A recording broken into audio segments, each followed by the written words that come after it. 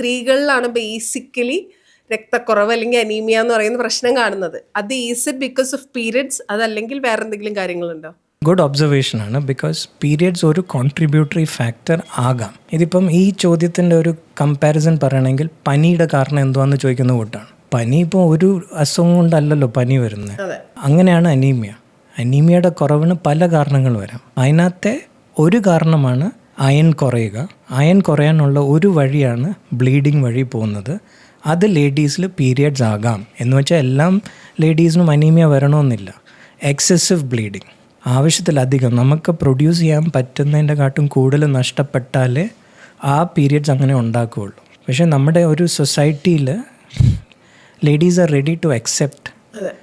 അപ്പം ആരും അങ്ങോട്ടും പറയത്തുമില്ല. They think it is normal. ചിലപ്പോൾ നമ്മൾ OPD കാണും 7 ദിവസം പോകുന്നുണ്ട്, പക്ഷേ നോർമൽ എന്നാണ് അവർ പറയുന്നത്. ഒരേ ദിവസം ചിലപ്പോൾ 4-5 പാഡ് മാറ്റുന്നുണ്ടായിരിക്കും, പക്ഷേ അത് നോർമലാണെന്നാണ് അവർ വിചാരിക്കുന്നത്. സോ അതൊരിക്കലും ഒരു unless we know think it is a problem, we will not find a solution. അതെ, try to find a solution. അപ്പോൾ ഡോക്ടർ പറയുന്ന ഈ അബ്നോർമൽ പീരിയഡ്സ് എന്ന് പറയുന്നത് അത് എങ്ങനെയാണ് നിങ്ങൾ അതിനെ അബ്നോർമൽ ആയിട്ട് കാണുന്നത്? HB കുറഞ്ഞിട്ടുണ്ടെങ്കിൽ അതിനെ അബ്നോർമലായിട്ടാണ് ആദ്യം കണക്കാക്കേണ്ടത്. അതായത് പീരിയഡ്സ് ടൈമിലാണോ അതോ അല്ലാണ്ട്? ബിക്കോസ് ഒരു ദിവസത്തെ അത് കുറയത്തില്ല. അതൊരു റെപ്പിറ്റേറ്റീവ് പ്രോസസ്സാണ്. ആൻഡ് സ്ലോലി കുറയുന്നതുകൊണ്ട് നമ്മുടെ ബോഡി അതിനെ അഡാപ്റ്റ് ചെയ്യും. So you will not feel problematic till it becomes extremely severe. So there might be many children who might be having it, but അവർക്ക് അത് പ്രോബ്ലം ആണെന്ന് അറിയത്തില്ല. മനസ്സിലായി. ഓക്കെ. അപ്പോൾ HB കുറയുന്നുണ്ടെങ്കിൽ that could be one cause. കോസസിന് ഒരു ലിമിറ്റും ഇല്ല. അപ്പോൾ ഇപ്പോൾ നമ്മൾ ഒരാൾക്ക് കണ്ടിന്യൂസ് ആയിട്ട് HB ഇപ്പോൾ 11 അല്ലെങ്കിൽ ഈ പറഞ്ഞ പോലെ 12 താഴ്ത്താണെന്ന് വെക്കൂ. What can be the reasons? അതിൻ്റെ പുറകിലുള്ള കാരണങ്ങൾ എന്തൊക്കെയാവാൻ ചാൻസ് ഉണ്ട്? എന്തൊക്കെയാവാം? So just to begin with, ആദ്യം പറഞ്ഞ പോലെ എനിക്ക് സിംറ്റംസ് ഒന്നും വരില്ല എന്ന് പറയുന്നത് that is because you gotten acclimatise to it. So നമ്മുടെ ബോഡി ഇങ്ങനെ തന്നെയാണ്. ഓർ സൊസൈറ്റി പറയുന്ന രീതിയിൽ ഇപ്പം ബ്ലീഡിംഗ് ഉള്ള ആൾക്കാരാണെങ്കിൽ പോലും ദേ ഡോണ്ട് റെക്കഗ്നൈസ് ദാറ്റ് ഇത് എക്സസീവ് ബ്ലീഡിംഗ് ആണെന്ന് റെക്കഗ്നൈസ് ചെയ്യുന്നില്ല. ബിക്കോസ് നോർമലാണ്, എനിക്ക് ഫസ്റ്റ് തൊട്ടൻ ഇങ്ങനെ തന്നെയാണ്, ഇങ്ങനെയാണ് ഞാൻ മാനേജ് ചെയ്യുന്നുണ്ട്. ഓൾസോ ഇത് സൊസൈറ്റൽ കോൺസെപ്റ്റും കൂടെയാണ്. അത് ഇങ്ങനെ തന്നെയാണ്. ഈ സമയത്ത് ക്ഷീണമൊക്കെ കാണും, അത് അഡ്ജസ്റ്റ് ചെയ്ത് പോകുന്നത്. So the society has set the tone.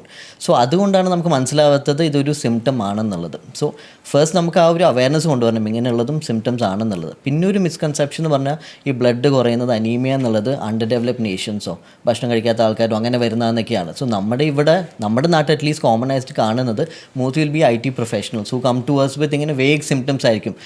Concentrate ചെയ്യാൻ പറ്റുന്നില്ല എന്നൊക്കെ പറഞ്ഞിട്ടായിരിക്കും വരുന്നതോ ക്ഷീണം എന്ന് പറഞ്ഞ് വരുമായിരിക്കും. നമ്മൾ ടെസ്റ്റ് ചെയ്ത് നോക്കുമ്പോൾ they are severely anaemic. And ആ അനീമിയ വന്നു കഴിഞ്ഞാലാണ് നമ്മൾ അതിൻ്റെ ഇൻവെസ്റ്റിഗേഷൻ ചെയ്ത് നോക്കുന്നത് what are the causes of anaemia എന്നുള്ളത്. അല്ല, commonest cause still iron deficiency anaemia.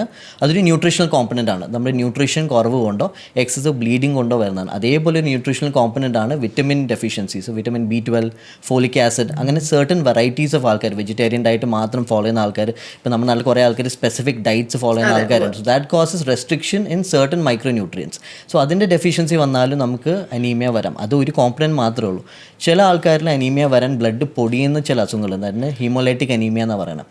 അത് റീസൺ ആവാം. അങ്ങനെ അല്ലാത്ത ആൾക്കാരിൽ ബോൺ മാരോക്കകത്തിൽ പ്രൊഡക്ഷൻ ഇല്ലാതാവാം. അതിന് എപ്ലാസ്റ്റിക് അനീമിയ എന്നാണ് പറയുന്നത്. സോ അനീമിയ ഒരു അസുഖമല്ല, അതൊരു ജസ്റ്റ് ഒരു ലക്ഷണമാണ്. സോ അങ്ങനെ വരുമ്പം അതിൻ്റെ ഫെർദർ ഇൻവെസ്റ്റിഗേഷൻ ചെയ്താലേ നമുക്ക് എന്താണെന്ന് കണ്ടുപിടിക്കാൻ പറ്റുള്ളൂ.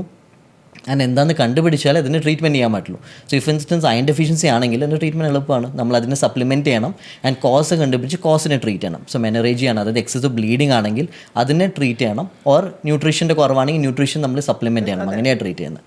ഓക്കെ. നമ്മൾ ഈ ബ്ലഡ് എന്ന് പറയുന്നത് it is A detection tool. അതായത് എന്ത് രോഗവും നമ്മൾ ബ്ലഡ് ടെസ്റ്റ് ചെയ്തിട്ടാണ് ആദ്യം അതിൻ്റെ ബേസിക് സ്റ്റെപ്പ് ചെയ്യുന്നത്. വൈ ഈസ് ബ്ലഡ് സച്ച് ഒരു എന്താ പറയുക അത്രയും പവർഫുൾ ആയിട്ടുള്ള ഒരു ഡിറ്റക്ഷൻ ടൂൾ ആവുന്നത് എന്താ? ബ്ലഡിൽ തന്നെ നമുക്ക് ഇമ്പോർട്ടൻ്റ് ആയിട്ട് പറയാനാണെങ്കിൽ 2 കോമ്പണൻസ് ഉള്ളത്. ബ്ലഡിൽ ഒരു സെല്ലുലർ കോമ്പണൻസ് ഉണ്ട്, which are the cells, red cells, white cells, platelets. അതേപോലത്തെ ഒരു ലിക്വിഡ് കോമ്പണൻറ്റ് പ്ലാസ്മ അല്ലെങ്കിൽ സീറം എന്ന് പറയുന്നത്. അതിനകത്ത് നമ്മൾ ചെയ്യുന്നതാണ് കിഡ്നി ഫംഗ്ഷൻ, ലിവർ ഫംഗ്ഷൻ. ഇതൊക്കെ സോ നമുക്ക് മനസ്സിലാക്കേണ്ടത് ഒരു പേഷ്യൻറ്റ് നമ്മുടെ അടുത്ത് എന്തെങ്കിലും സിംറ്റംസ് ആയിട്ട് വരുവാണെങ്കിൽ it can be any disease. So ഇതിനകത്ത് നമുക്ക് അറിയേണ്ടത് blood is something which reveals. So blood test ചെയ്യുമ്പോഴാണ് നമുക്ക് ഇതിനകത്തുള്ള അബ്നോർമാലിറ്റി ബോഡിക്കകത്തുള്ള അബ്നോർമാലിറ്റീസ് എന്താണെന്ന് കണ്ടുപിടിക്കാൻ പറ്റുന്നത്.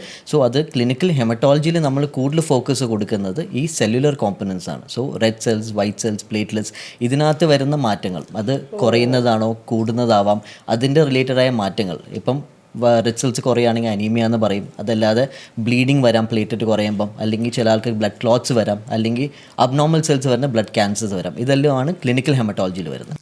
അപ്പോൾ അതായത് ഈ സെൽസിൽ വരുന്ന പ്രശ്നമാണ് നിങ്ങൾ ഡീൽ ചെയ്യുന്നത്. Plasma is completely different. Importantly നമ്മൾ ക്ലിനിക്കൽ ഹെമറ്റോളജിയിൽ മോസ്റ്റ്ലി ഫോക്കസ് ചെയ്യുന്നത് ഈ സെല്ലുലർ കോമ്പണൻറ്റിലാണ്. ആൻഡ് ഈ സെല്ലുലർ കോമ്പണൻ്റ് പ്രൊഡക്ഷൻ, സോ അതിൻ്റെ പ്രൊഡക്ഷൻ വരുന്നത് ബോൺ മാരോയിൽ നിന്നാണ്. സോ ഈ ബോൺ മാരോ പ്രൊഡ്യൂസ് ചെയ്യുന്ന സെൽസാണ് ബ്ലഡിലോട്ട് വരുന്നത്. സോ ഇൻ സം വേസ് ഈ ബ്ലഡ് ടെസ്റ്റ് ചെയ്യുമ്പോൾ നമ്മൾ കണ്ടുപിടിക്കാൻ നോക്കുന്നത് സ്റ്റെം സെല്ലിൽ വരുന്ന എന്തെങ്കിലും മാറ്റങ്ങൾ റിഫ്ലക്റ്റ് ആവുമോ എന്നുള്ള കാര്യമാണ്. ചിലപ്പോൾ നമുക്കത് ബ്ലഡിൽ തന്നെ കണ്ടുപിടിക്കാൻ പറ്റും. അങ്ങനെ കണ്ടുപിടിക്കാൻ പറ്റില്ലാത്ത അവസ്ഥ വരുമ്പോൾ ചിലപ്പോൾ നമുക്ക് ബോൺ മാരോ ടെസ്റ്റ് ചെയ്ത് നോക്കേണ്ടി വരും ടു ഫൈൻഡ് ഔട്ട് എന്തോ എക്സാക്ട്ലി കോസ് എന്നുള്ളത്. മനസ്സിലായി. ഇപ്പം നമ്മൾ ഇപ്പം ചില ആൾക്കാർ പറയും നമ്മുടെ ശരീരത്തിലെ ബ്ലഡ് സർക്കുലേഷൻ പ്രോപ്പർ ആണെങ്കിൽ നിങ്ങൾ ഓക്കെയാണ്. അതുപോലെ ഈ ഓക്സിജൻ എല്ലായിടത്തും ഒക്കെ വൃത്തിയായിട്ട് ഓടുന്നുണ്ട്, എത്തുന്നുണ്ട് എന്നുണ്ടെങ്കിൽ നിങ്ങൾ ഓക്കെയാണെന്ന്. അത് കറക്റ്റാണോ? അത് കറക്റ്റാണ്. എല്ലാം നോർമലാണെങ്കിൽ നോർമലല്ലേ, അങ്ങനെയല്ലേ വരത്തുള്ളൂ. പക്ഷേ ഈ നോർമൽ എന്തുവാന്ന് ഡിഫൈൻ ചെയ്യുന്നത് നമ്മുടെ തോന്നലല്ല, അതിനൊരു ഡിഫൈൻഡ് വാല്യൂസ് ഉണ്ട്. അതിൽ താഴെയാണെങ്കിൽ അത് അബ്നോർമൽ ആണെന്ന് നമ്മൾ അക്സെപ്റ്റ് ചെയ്യണം. സാധാരണ ഒരാളുടെ പ്രശ്നം എന്താ, അവർക്ക് വയ്യാതെ വരുന്നവരെ എല്ലാം നോർമലാണ്. എന്നാണോ വയ്യാതെ വരുന്നത് അന്നാണ് അബ്നോർമാലിറ്റി തുടങ്ങുന്നത്. അതാണ് തെറ്റ്. ഇപ്പം വാല്യൂ ഹീമോഗ്ലോബിൻ, എല്ലാവരും വിചാരം എനിക്ക് നടക്കാനൊക്കെ പറ്റുന്നുണ്ടെങ്കിൽ കുഴപ്പമില്ലായിരിക്കും. പക്ഷേ ചിലപ്പോൾ നമുക്ക് ഹീമോഗ്ലോബിൻ 10 ആണെങ്കിലും 8 ആണെങ്കിലും കുഴപ്പം കാണത്തില്ല. പക്ഷേ ഐഡിയലി 12 താഴെയാണെങ്കിൽ അതൊരു പ്രോബ്ലം ആണ്. ഇപ്പം ഡോക്ടർ പറഞ്ഞ പോലെ ഈ കുറവെന്ന് പറയുമ്പോൾ ബ്ലഡ് റിലേറ്റഡ് നമ്മൾ ഏറ്റവും കൂടുതൽ കോമൺ ആയിട്ട് കാണുന്നത് HB കുറവാണ്. അതായത് അനീമിക് ആണ്. നമ്മൾ മലയാളികൾ പറയുമ്പോൾ കണ്ണിച്ചോരില്ല എന്നൊക്കെ പറയും, രക്തക്കുറവ്. ഇത് നമ്മൾ ഇപ്പോൾ ഡോക്ടർ പറഞ്ഞ അതേ കാര്യമാണ്. അതായത് നമ്മളത് വളരെ കോമൺ ആയിട്ടാണ് കാണുന്നത്. ഇപ്പം ഞാനും പറയുന്നത് ഞാൻ അനീമിക് ആണ്, ഞാൻ ബൈ ഡിഫോൾട്ട് അനീമിക് ആണ് എന്നാണ് പറയുക.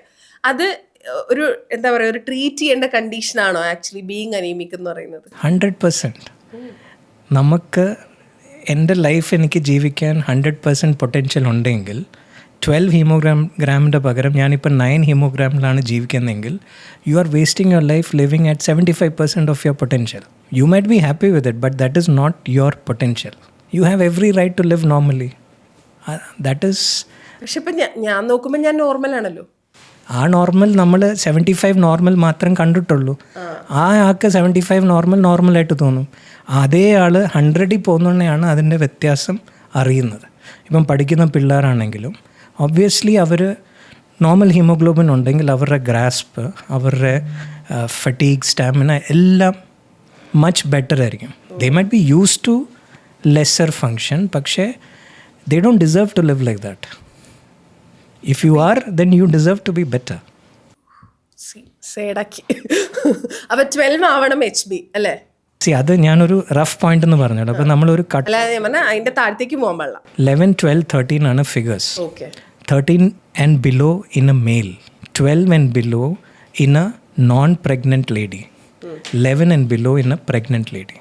ഇതാണ് ഡിഫൈൻഡ് കട്ട് ഓഫ്സ്. അതിൽ താഴെയാണെങ്കിൽ യു ആർ സബ് ഓപ്റ്റിമൽ. ഈ നമ്മൾ അതായത് ഒരുവിധം കാർഡിയോളജി, ഗ്യാസ്ട്രോ ഇതൊക്കെ നമ്മൾ കേൾക്കുന്ന സാധനമാണ്.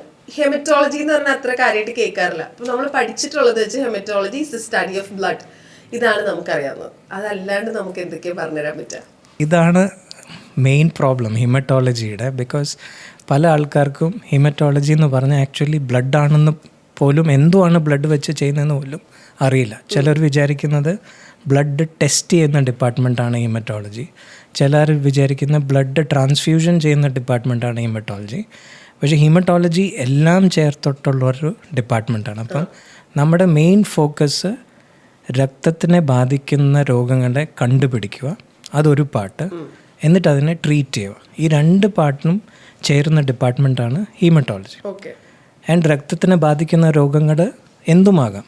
അത് ചെറിയ പിള്ളേരെ ബാധിക്കാം, വയസ്സുള്ളവരെ ബാധിക്കാം, അത് ക്യാൻസർ ആകാം, ക്യാൻസർ അല്ലാത്ത രോഗങ്ങളാകാം. അപ്പം ക്യാൻസറും ക്യാൻസർ അല്ലാത്ത രോഗം ട്രീറ്റ് ചെയ്യുന്ന ഏക സ്പെഷ്യാലിറ്റി ഹീമറ്റോളജിയാണ്. ബാക്കി എല്ലാത്തിനകത്തും ക്യാൻസർ ആണെങ്കിൽ ഓൺകോളജി മാത്രം, ക്യാൻസർ അല്ലാത്ത രോഗങ്ങൾ വേറെ.